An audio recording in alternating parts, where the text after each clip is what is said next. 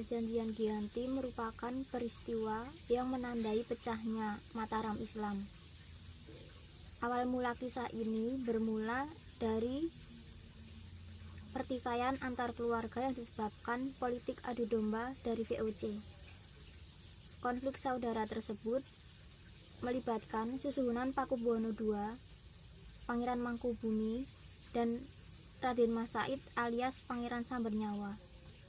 Berdasarkan silsilahnya, Pakubuwono II atau Raja dari Kasunanan Surakarta dan Pangeran Mangkubumi adalah kakak beradik yang merupakan sama-sama putra dari Amangkurat IV.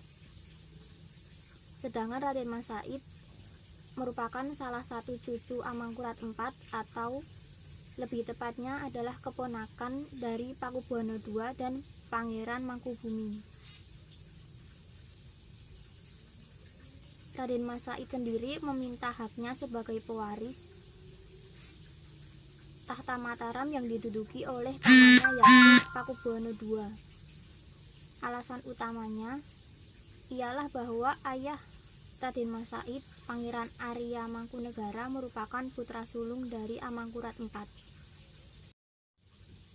Oleh karenanya, Arya Mangkunegara lah yang seharusnya menjadi Raja Mataram meneruskan Amangkurat IV. Namun karena Arya Mangkunegara sering menentang kebijakan VOC, akhirnya berimbas harus diasingkan ke Sri Lanka hingga meninggal dunia. VOC pun kemudian menaikkan putra Amangkurat IV lainnya, yakni Pangeran Prabu Suyasa, sebagai penguasa Mataram selanjutnya dan bergelar Pakubuwono II. Ketika Pakubuwono II memangku tumpuk kepemimpinan Mataram Islam, ia memindahkan ibu kota kerajaan tersebut dari Kartasura ke Surakarta pada 17 Februari 1745.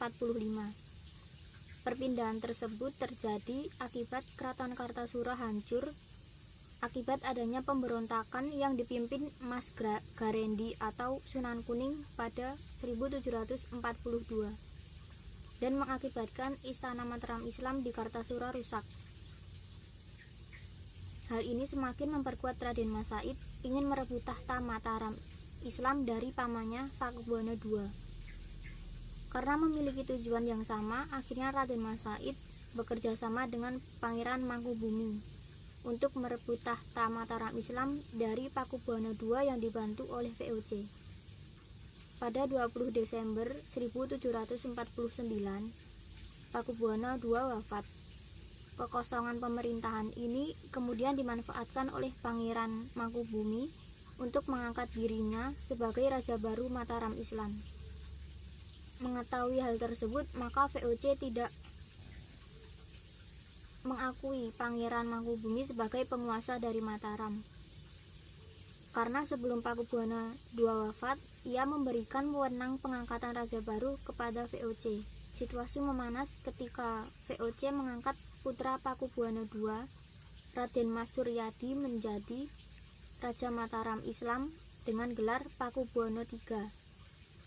Raden Mas Said dan Pangeran Mangkubumi kembali melancarkan serangan pada VOC dan Pakubuwono III. Untuk mengatasi serangan dari Raden Mas Said dan Pangeran Mangkubumi, VOC kemudian menyusun siasat untuk adu domba kedua tokoh tersebut. VOC mengirimkan utusan khusus untuk menghasut Raden Mas Said agar berhati-hati terhadap Pangeran Mangkubumi yang bisa mengkhianatinya nanti. Politik adu domba yang dilancarkan VOC membuahkan hasil. Pada 1752 terjadi perselisihan antara Pangeran Mangkubumi dan Raden Mas Said. Hal ini kemudian dimanfaatkan oleh VOC untuk berunding dengan Mangkubumi. VOC membujuk Mangkubumi dengan menjanjikan setengah wilayah kekuasaan Mataram yang dipegang Pakubuwono III. Pada 22 sampai 23 September 1754, VOC mengadakan perundingan dengan mengundang Pakubuwono III dan Pangeran Mangkubumi untuk membahas pembagian wilayah kekuasaan Mataram. Gelar yang akan digunakan kerjasama VOC dengan Kesultanan. Rundingan ini akhirnya mencapai kesepakatan dan ditandatanganinya Perjanjian Giyanti pada 13 Februari 1755